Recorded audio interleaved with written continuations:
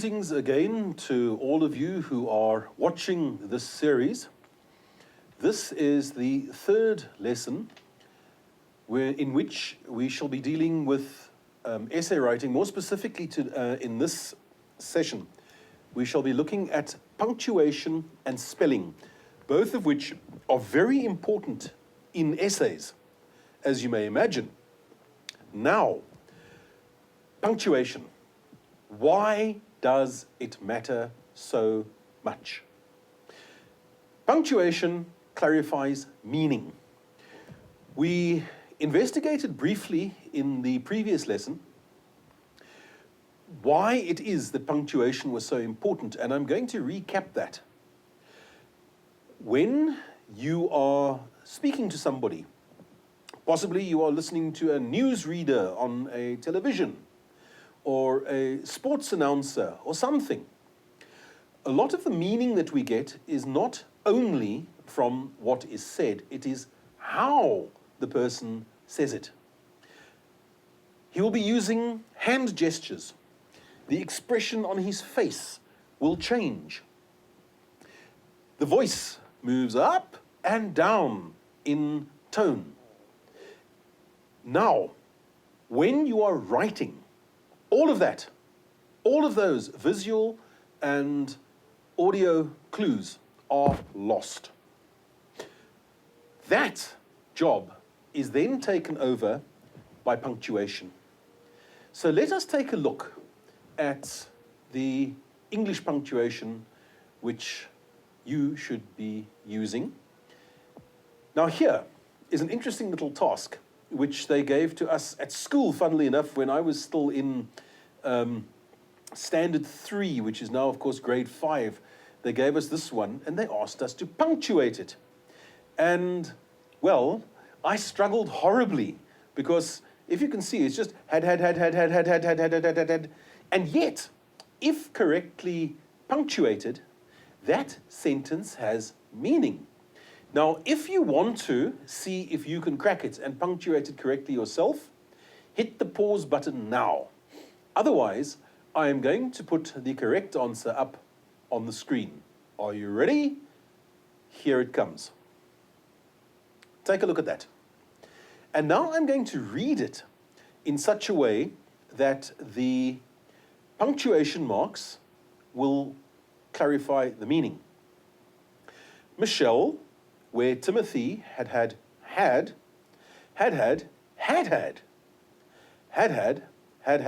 the marks. Do you see how tricky this is? That is what punctuation is all about. Those few marks that have been added have taken a load of gibberish and made it into a clear, meaningful sentence. Let's move on then. Here are our basic punctuation marks. Let's start with capital letters. Now, for some of you, this will be fairly obvious. For most of you, you will encounter items of information in this presentation which are new to you.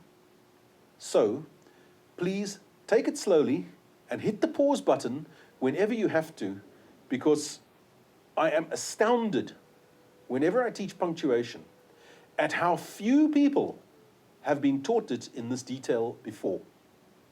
Right, capital letters. We all know that capital letters are used to start a sentence. That's obvious. They are used for proper nouns and adjectives. That's obvious. And they are used for the first word of direct speech. Now, in other words, I'm going to add something here. Note that the pronoun I is always capitalized. I want to add a comment here. Often, when my guys have written their essays and are getting them back, I will stand up in front of them in the class and I will start to chant. A sentence, when it is written down, must start with a capital letter and end with a full stop or an exclamation mark or a question mark. And they'll all look up at me and they'll say, but sir, we know that. At which stage I will reply to them, then why don't you use that in your essays? Because this is a fact that many people do not use basic punctuation correctly in their essays, and it's vital. So there we go, there's capital letters. Now let's move on to full stops. Okay, and there I have very kindly indicated in brackets what a full stop must look like. Now, very simple, used to end a sentence.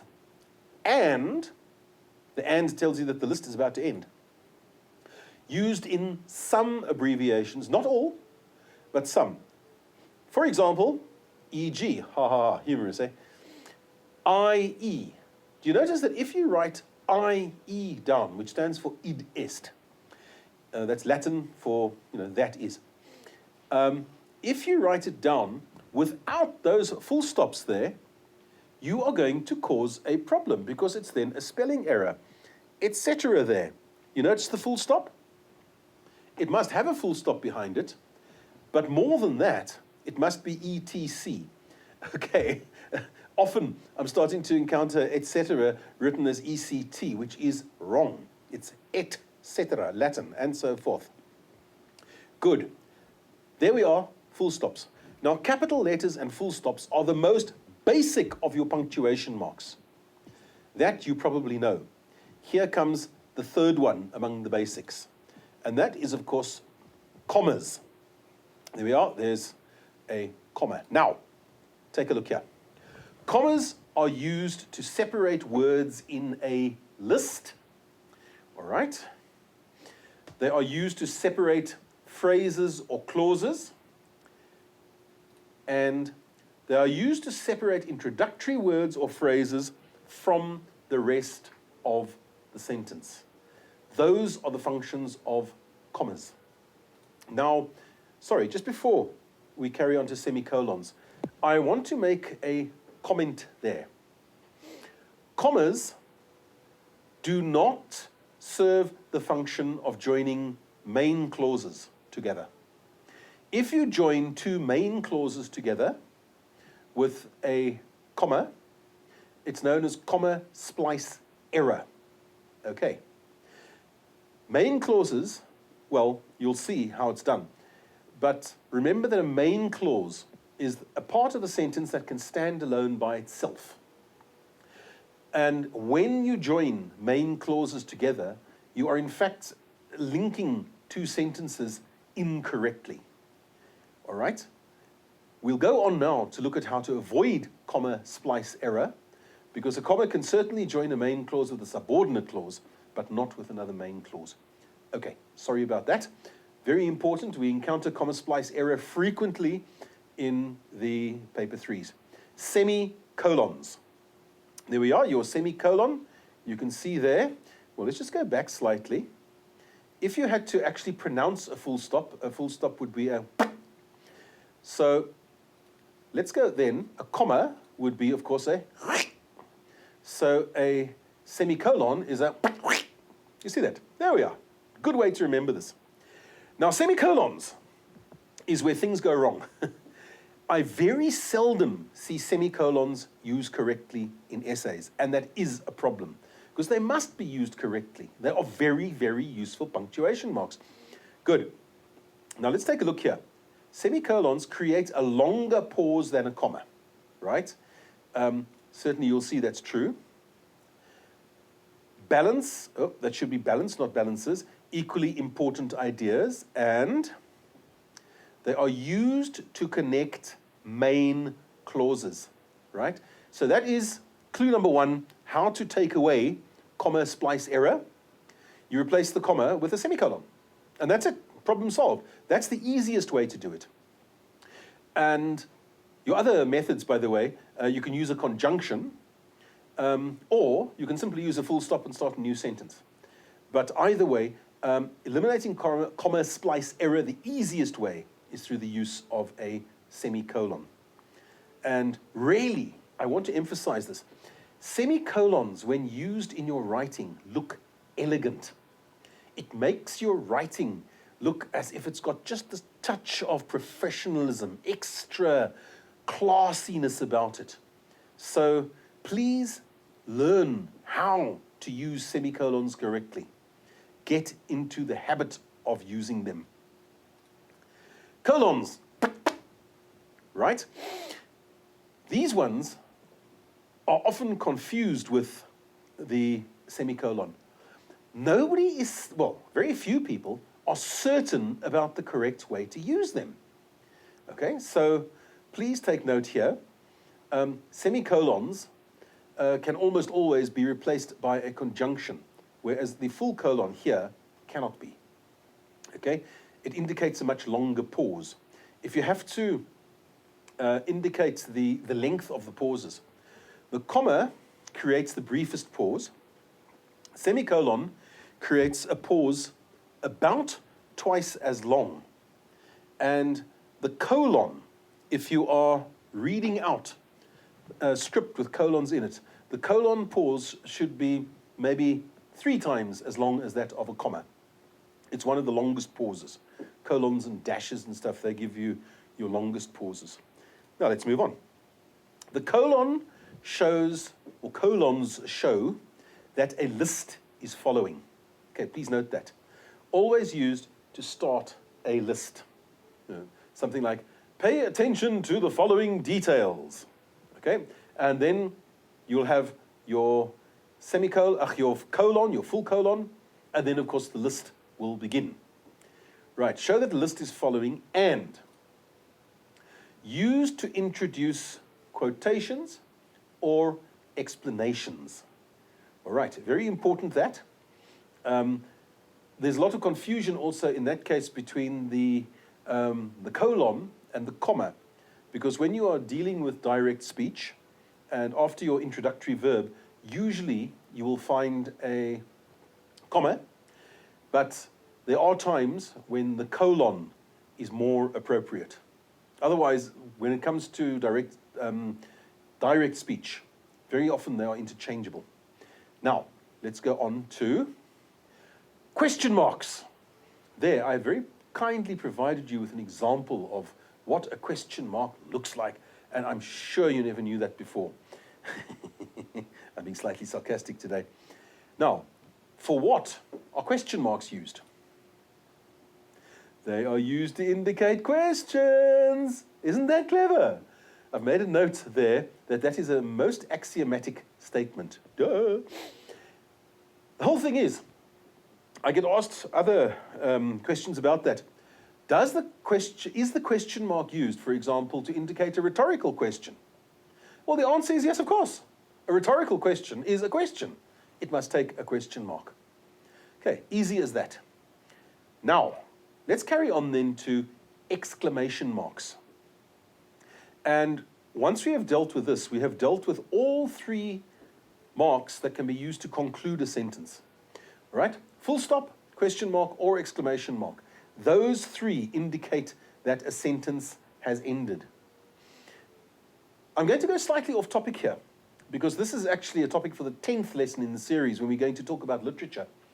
But when analyzing poetry, and when you are checking how many examples of enjambment are in any poem, the easiest way to do that is to count the sentences. And to count sentences, all you do is you look for full stops, or exclamation marks, or question marks, because a sentence cannot end in any other way.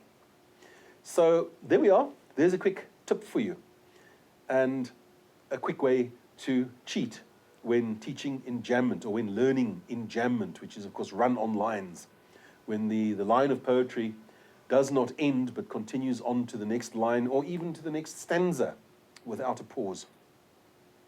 Now, exclamation marks are used to indicate strong emotion. If there's emotion in a sentence, it gets an exclamation mark. It doesn't matter whether it's happiness or sadness or anger, whatever.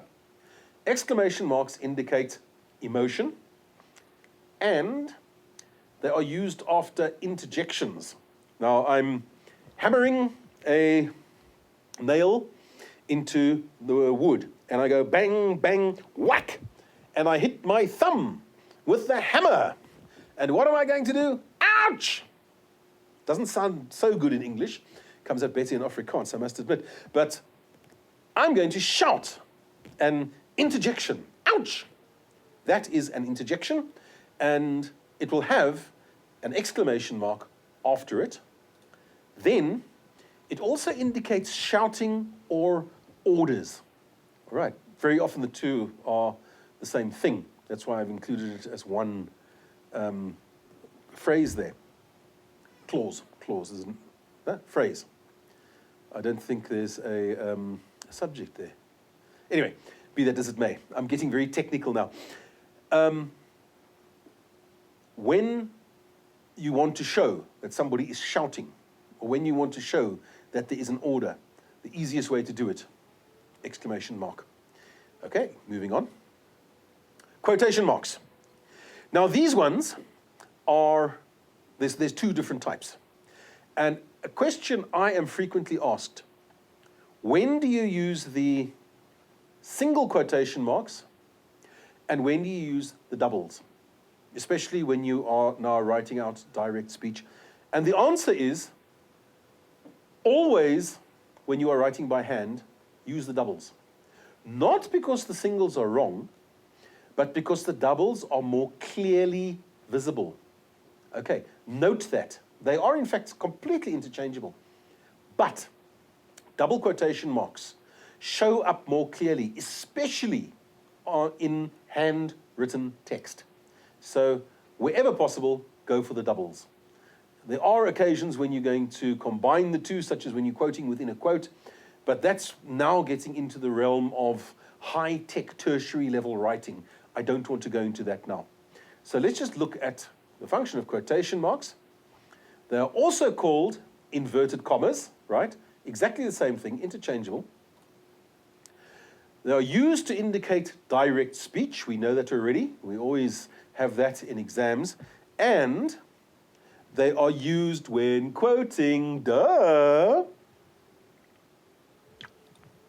Now, parenthesis. Now, parenthesis, there you've got an example of parenthesis. They are more commonly called brackets.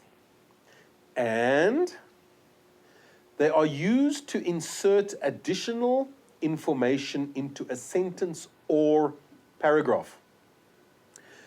By far the most common is when they insert information after specific words in a sentence. Yes, that is the most common, but I have often seen them used in the academic texts to insert further information into a paragraph after the last sentence has ended.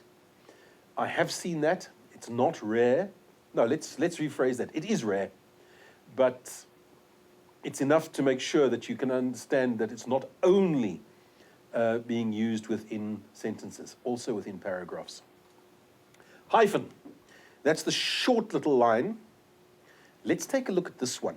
It can get quite complex. You see here, it links words together to form compound words. I'll give you examples now of an adjective, or several compound adjectives. And here, used within words to create a different meaning, and used to separate certain prefixes from the root word. Now, at this point, we're going to have to go over to our document camera, and I want to show you some examples of these things.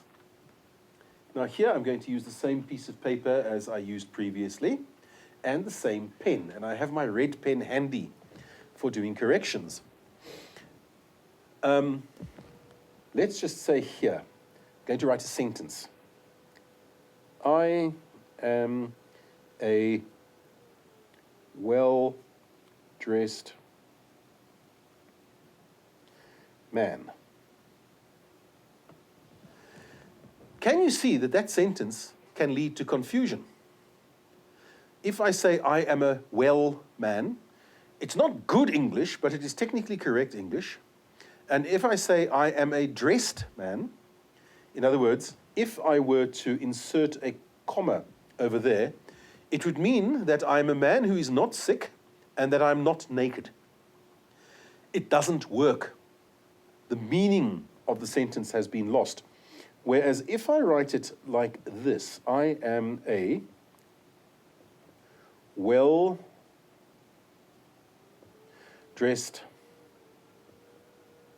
man. Suddenly, we've got a logical sentence with a clear meaning. Well-dressed is a compound adjective. All right, that is the creation of a compound adjective. Let's try another one. I drive a high-speed car. High and speed. Okay? Once again, the creation of a compound adjective to describe the car. Now, I had an interesting experience a few years ago where I saw somebody receiving a written instruction to remark a bundle of papers. Now, the instruction was written as follows. Actually, with a capital letter used. Remark these. And the lady used an exclamation mark. Except that is a meaningless sentence. To make it logical, you would have to write it as follows. Remark these. Can you see the difference there? To remark is to mark again. Whereas if you talk about a remark, and please note that the stress is now on the second syllable. If you talk about a remark, it's a comment about something or about a person, something like that. So there you will see that the meaning has changed completely. Okay? There are various other examples. We don't have time to go into them now, but there you have it. Oh, wait a minute. No, I won't go into any more detail now.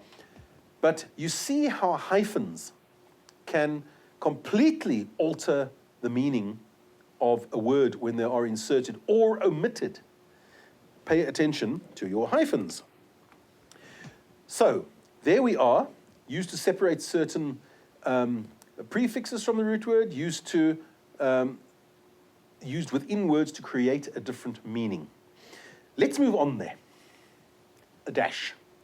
Now you notice how a hyphen always touches against the letters. A dash does not. If, for example, you're typing a dash on a computer, as I frequently do, when I type it, I end the word before, space, hyphen, hyphen, space, new word, and then the dash is created automatically by the computer. But the point about it, the computer recognizes it because the dash is literally two hyphens standing alone without touching against letters. As soon as they start touching against letters, the computer might not change it into a dash for you. Now let's just take a look here. It's used to separate parts of a sentence with a long pause, and it's used to insert additional information into a sentence.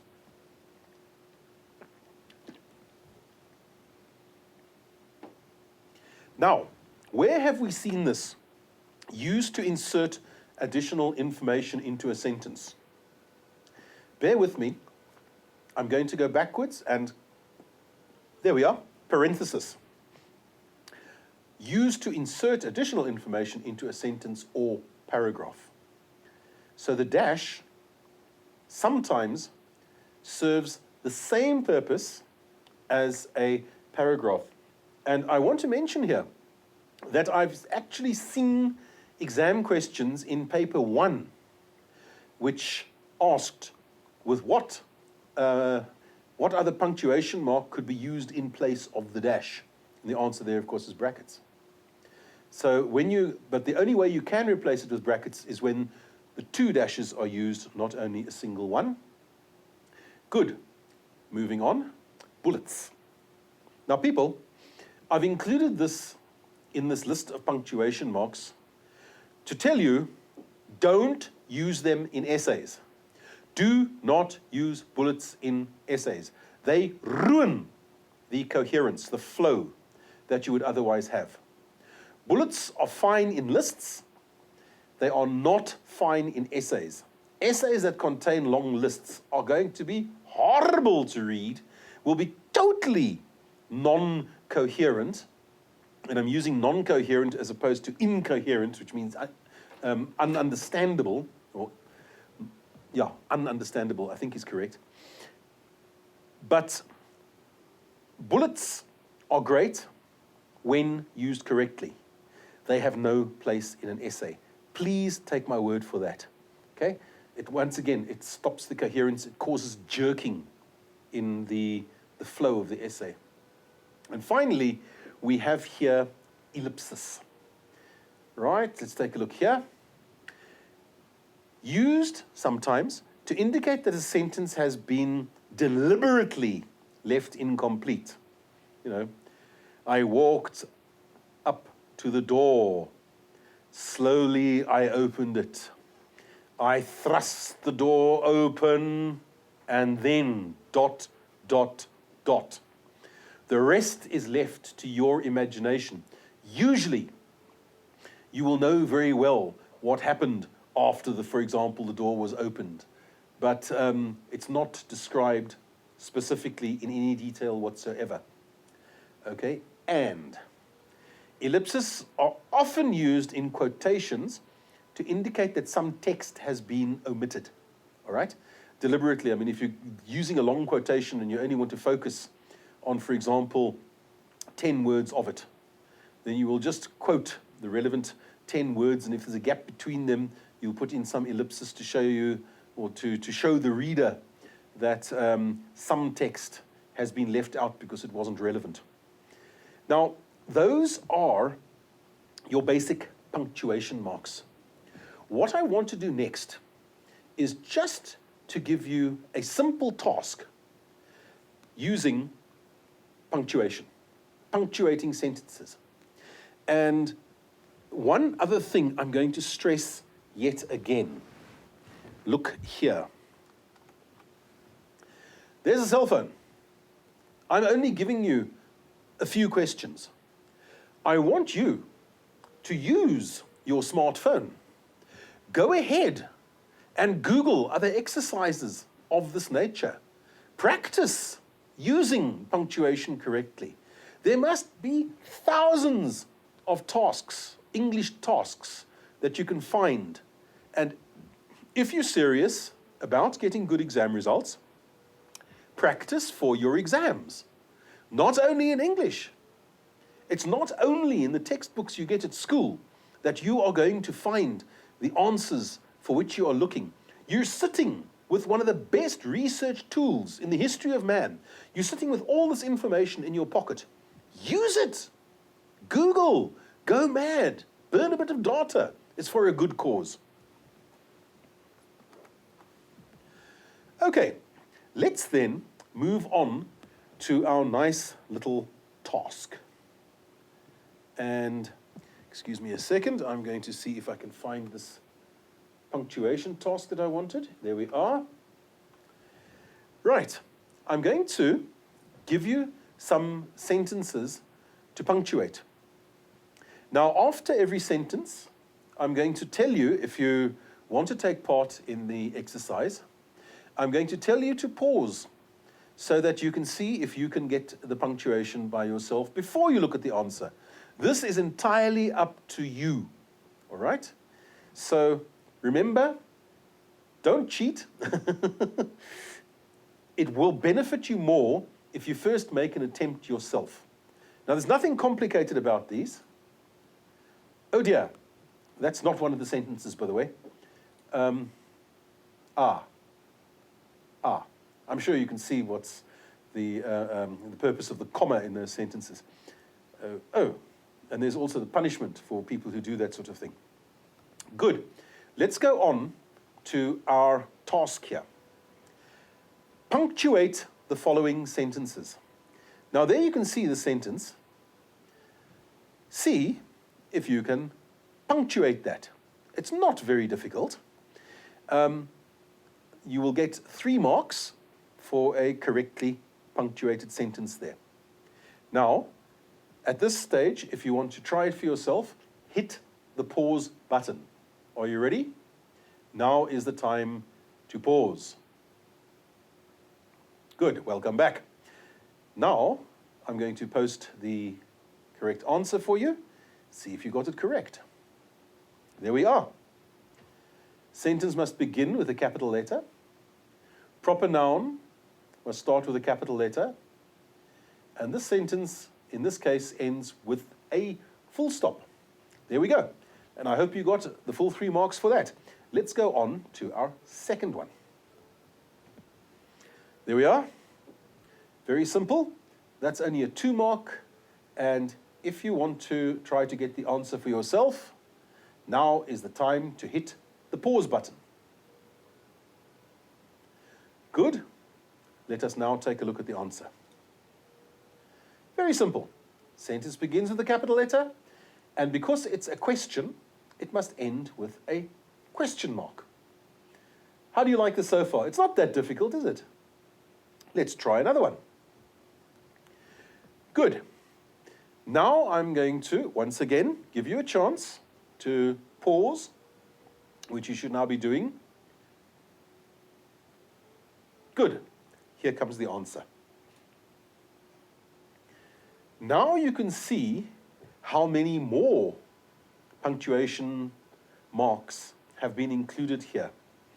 You've got the capital letter at the beginning, you've got the apostrophe to indicate contraction, and you've got a capital I. You've got a comma there.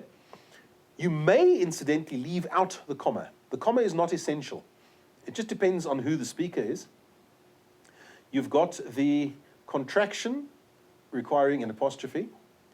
And because this sentence contains emotion, if you're talking about something as absolute rubbish, then obviously you're going to have emotion in your voice. And there you will use an exclamation mark to indicate emotion. I'll leave that on the board for you for a second so you can check your own before we move on.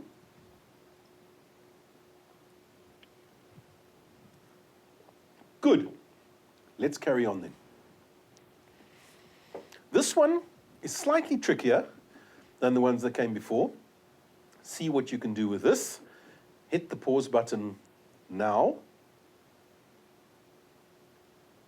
Good, here comes your answer.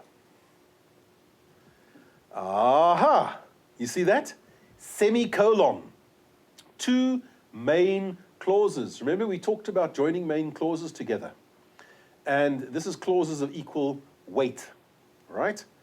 Or ideas of equal importance. You have done well. You could do better. There we go. Semicolon. That's the correct time to use the mark. Okay, let's carry on. 6.5. And once again, if you're going to work out the answer for yourself, please hit the pause button now. Right, there we go. Let's take a look at our answer now. And here we have the use of the colon. And you see there, please obtain the following. And there's a long pause. A pencil, a ruler, an eraser, and some paper. Now, just for interest's sake, some people use what is called the Oxford comma. And here they would write a pencil, comma, a ruler, comma, an eraser, comma, and some paper. Is it wrong to use the Oxford comma? No, not at all. The Oxford comma is frequently used to clarify meaning, and certainly if you want to use it, go ahead. It is by no means an error. So when in doubt, go ahead and use that extra comma before the final and. All right? Good, have you all got that? Here is 6.6. See what you can do with that sentence. And if you're going to try to get it for yourself, hit the pause button now. Good, let's take a look. Lots and lots and lots of emotion in that sentence, isn't there? First, you've got your interjection. Wow! Okay, and there's your exclamation mark. And then you've got, this tastes amazing. And again, there's emotion in that sentence, exclamation mark. Easy as that. 2 exclamation marks, and of course your 2 capital letters at the beginning of each. Good. Now for some fun. See if you can crack that one. If you are taking part, hit the pause button now.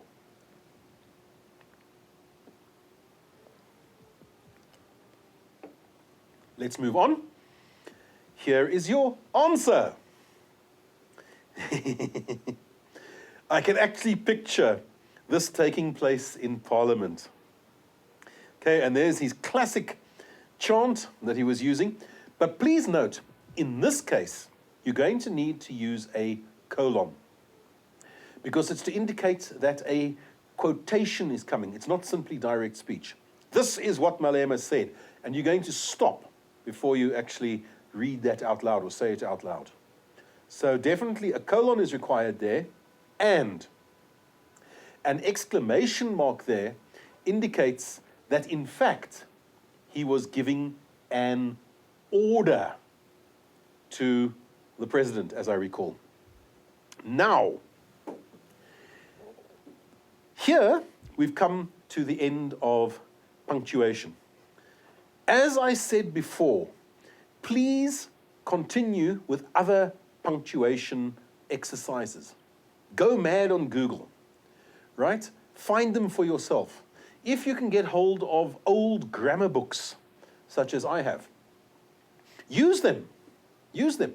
The old grammar exercises are excellent preparation, mainly for paper 1, but also for writing in paper 3, especially when it comes to punctuation. Punctuation in paper 3, punctuation in your essays in particular, is critical because it affects meaning. Even if your language, the rest of your grammar is not wonderful, even if your spelling is appalling, as most people's spelling is, and we're going to address that shortly as well, as long as you can make sure that your meaning is clear for your content, you're still going to get a very good mark. Excellent. Let's go on now to possibly the most boring part of this series of lessons. Please don't panic. I assure you that it'll be painless, but you may have to hit the pause button frequently for the next few times and take notes.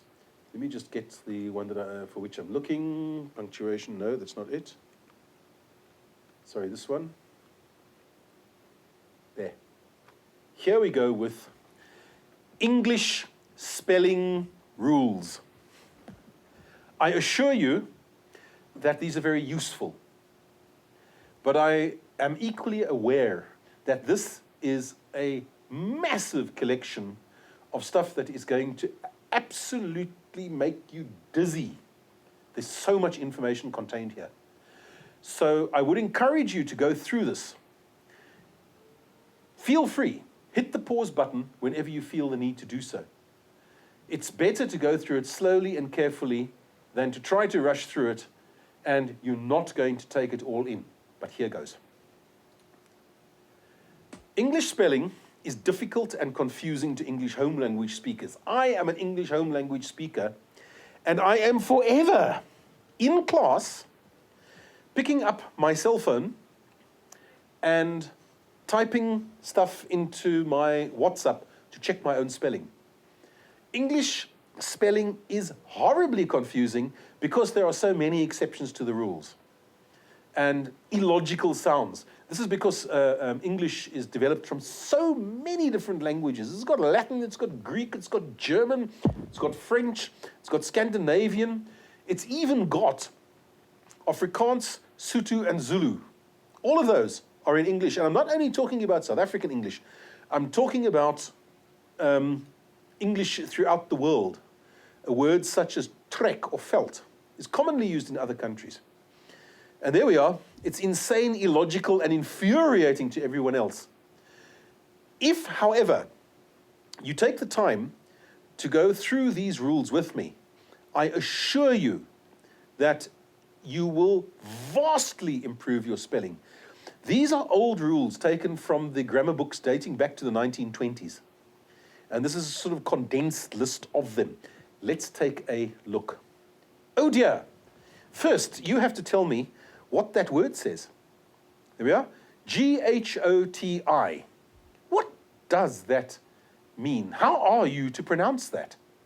Well, let's take a look at how this is spelt. We have the word cough, which ends on a G-H, right? So that G-H there is pronounced as an F. Good. We have the word women. The plural of a woman is pronounced women. Okay, so the O in that case is actually an I sound. And then we have station, where TI is pronounced as sh. And there we have our word. That there is actually pronounced as fish. Isn't that clever? Ha ha ha ha ha. If you think that's bad, wait until you see what's coming next. Now, what is that word there? It might be a little confusing in the beginning, but when we look at the pronunciation of certain words, it will become clearer as we go along. Now, first we have the word hiccup. Hic. The GH there is pronounced as a P. Okay, I'm sure you can see where this is going. Then we have dough. D-O-U-G-H, and the O-U-G-H is pronounced as O. Then we have phthisis. P-H-T-H is pronounced as T. Then we have neighbor. E-I-G-H is pronounced as A. Have you got it yet? Gazette. T-T-E is a T-E. There it is. And plateau, E-A-U, is pronounced as O. And so we have the word potato, spelt in a new and creative way. Do you see how easy English spelling is? Right, let's move on. Enough fooling around. General spelling rules, okay? Here's where the boring stuff begins. Sorry about that. This is the only way we can teach spelling, is the old-fashioned way. You learn the rules and you check your examples. Number one, the letter Q is always written as QU. It never stands by itself. Okay? You probably knew that already. Number two, no English word ends in V except spiv. A spiv, by the way, is a petty criminal, normally one who deals in stolen goods. Okay? And it's not a commonly used word in English anyway. Number three, no English word ends in J. Okay? Number four, and here's where it starts to get complicated. We double the consonants L, F, and S after a single vowel at the end of a short word. For example, here we are, call, it's two L's. Tell, two L's. Toss, two S's. Moss, two S's. Stiff, two F's. And stuff, two F's. Okay? But now here comes the problem. Look at all the exceptions to the rule. Us, bus, gas, if, of, this, yes, plus, nil, pal. Okay? And this is what drives us mad. All right? It's not the rules, it's all those exceptions. Okay? And for those of you who are frantically taking down notes, please hit the pause button now, and otherwise I shall move on. The I or E sound, or I or E, at the end of a word is usually written using the letter Y. Now, here we go with exceptions. Macaroni, spaghetti, vermicelli, all these things are, in fact, Italian words that we have borrowed into English.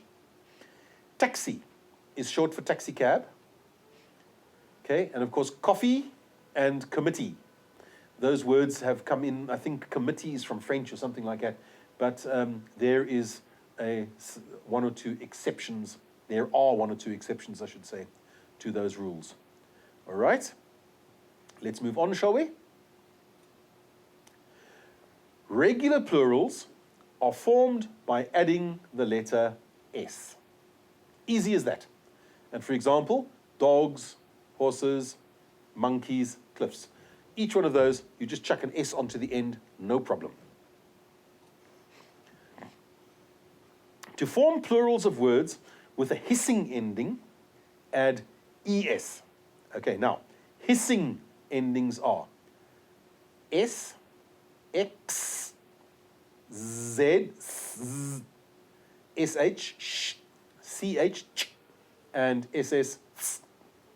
All right, examples: buses, foxes, buzzes, wishes, churches, misses. Okay, not too complicated there, logical enough, great fun to pronounce actually. All, followed by another syllable, has only one L.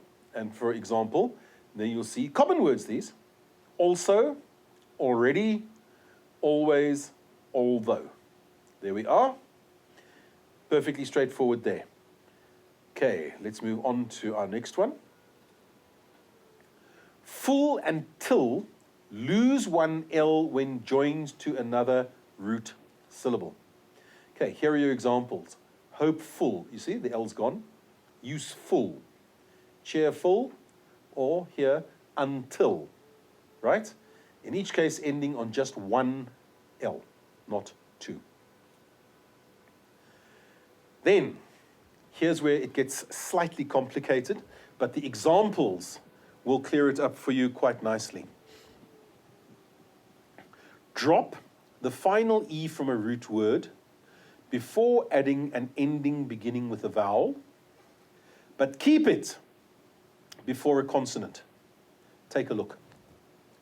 Okay, love, then you've got loving. You see, it's got a vowel being added. Here, though, it's a consonant, so it becomes lovely, but the E stays. Right. Drive, driving, the E disappears. Driver, the E stays. Rattle, okay, rattling, the E's gone, and rattled, the E stays. You see that?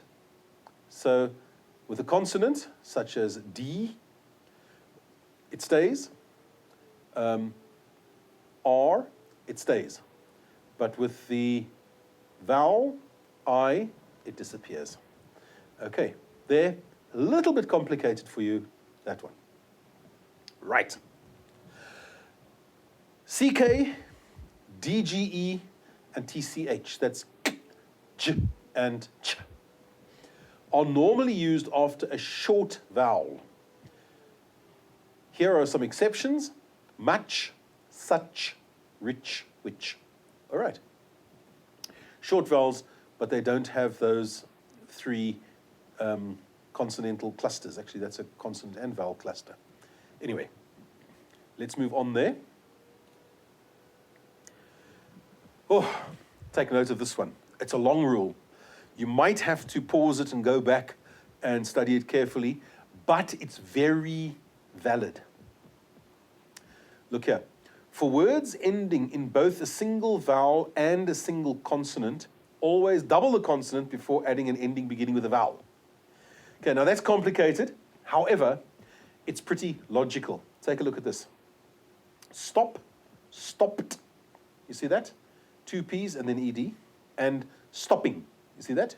Two P's and then ING. Flat, flatter, flattest. two T's, ER, two T's, EST. See that? Swim, swimmer, swimming. All right? Two M's before the vowel. Another example that we always have in essays is planning. To plan something is P-A-L-N. Planning must take two N's. Okay? Just bear that in mind.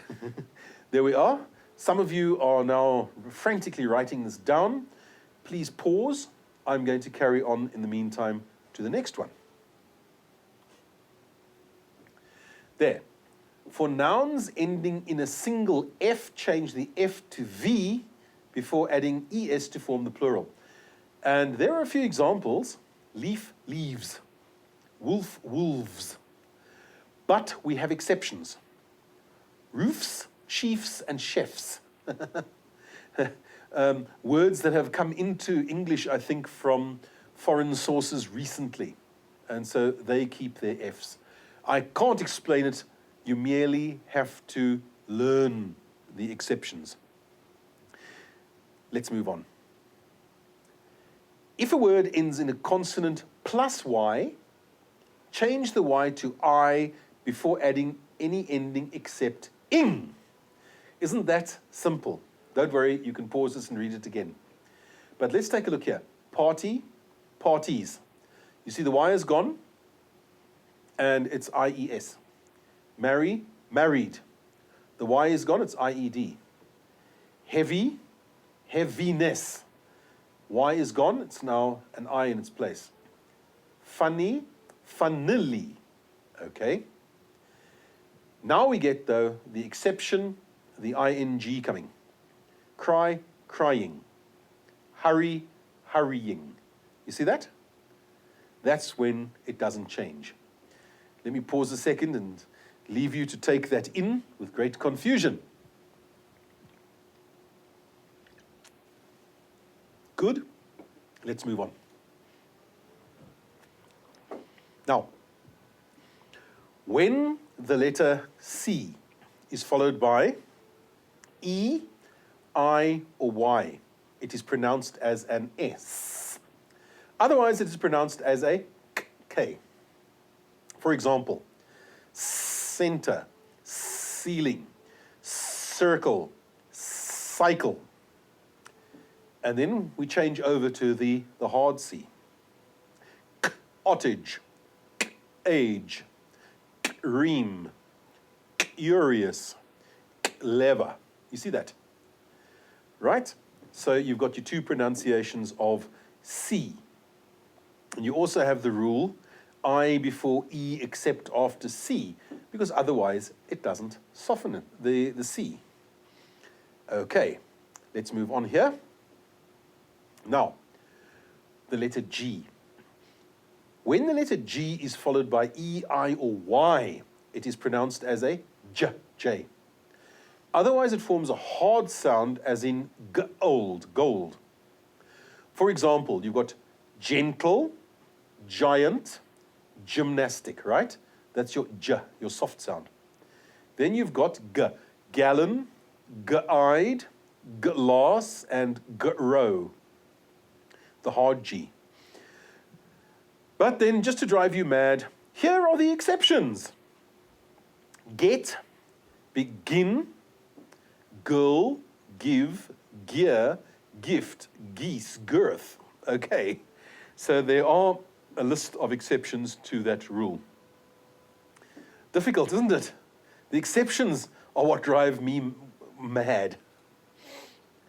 Okay, let's carry on. If a word ends in the letter O, preceded by a consonant, add ES to form the plural. Okay, there we've got potatoes. You see that? It's a consonant, the consonant T, and then O, so you add ES. Volcanoes, consonant N and an O, you add ES. Torpedoes, consonant D, O, add ES. But here come the exceptions. Pianos, solos, and Eskimos, and there are other exceptions as well, by the way, but we haven't put a full list here. So This is how to make English especially confusing, is when your exceptions more or less equal the amount that adhere to the rule.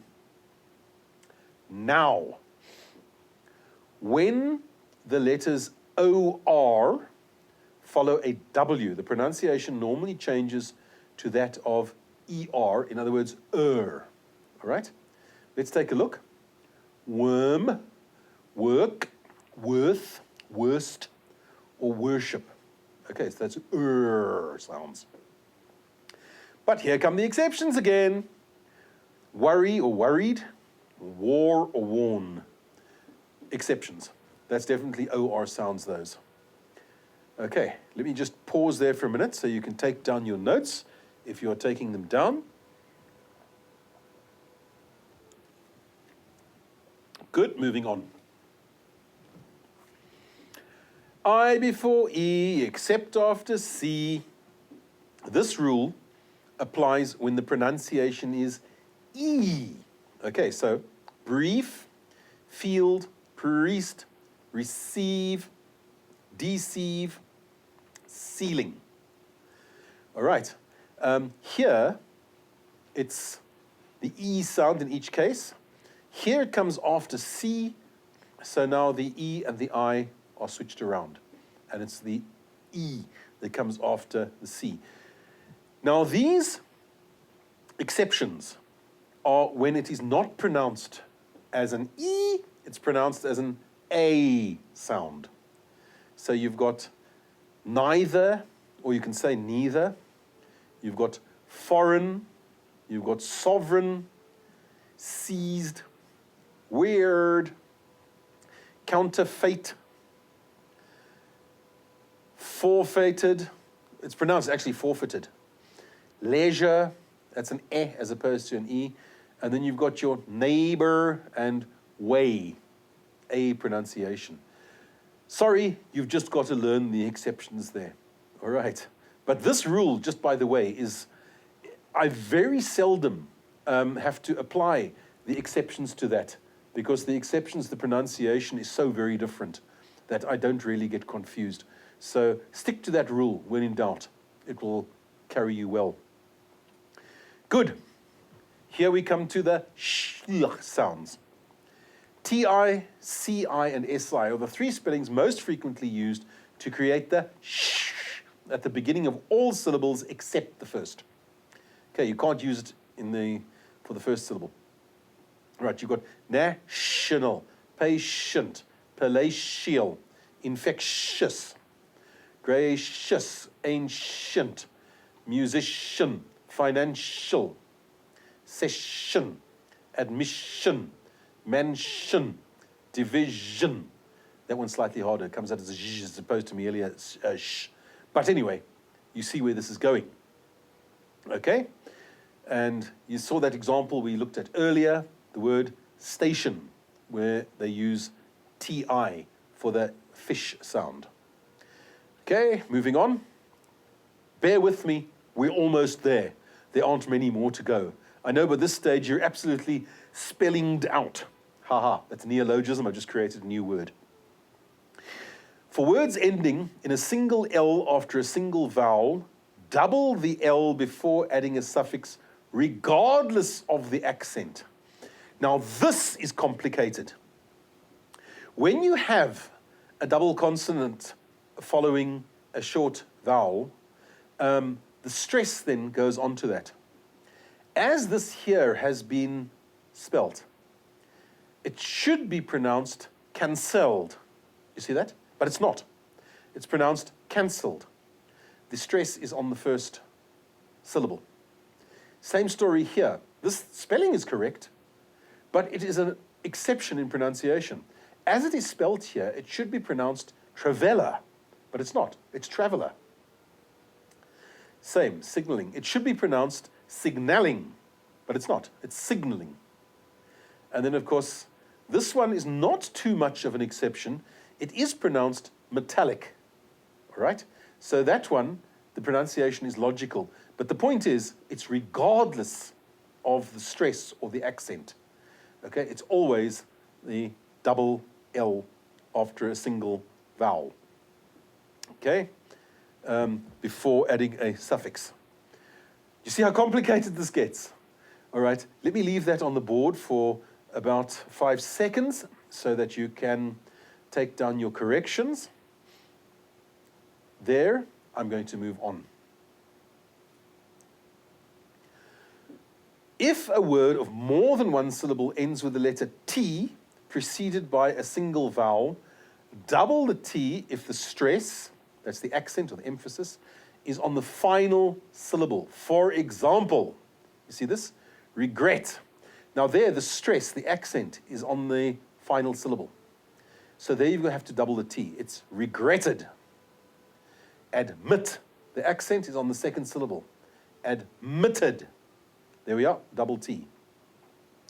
Omit. Stress is on the final syllable.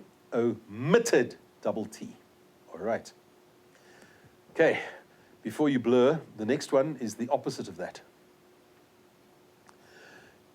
If a word of more than one syllable ends with the letter T preceded by a single vowel, do not double the T if the stress is not on the final syllable. And here are some examples. You see that? Visit. Now the stress is on the first syllable. So here it just stays visited. Okay? There's no stress on the second syllable. Limit. And there, of course, is limited. If you double that, it would have to become limited, which just is not logical. It's not an English word. Benefit. The stress is on the first syllable. Benefited. Okay? No stress on the second syllable. No double T. Are you with me so far? Probably by this stage wishing that this would end. Don't worry, it is shortly going to do so. Here is the last one. The word women, plural of woman, is pronounced as women in order to distinguish it from its singular form. If we were to pronounce it as it is written, there would be no difference between the plural and the singular. They would both just simply sound like woman, all right?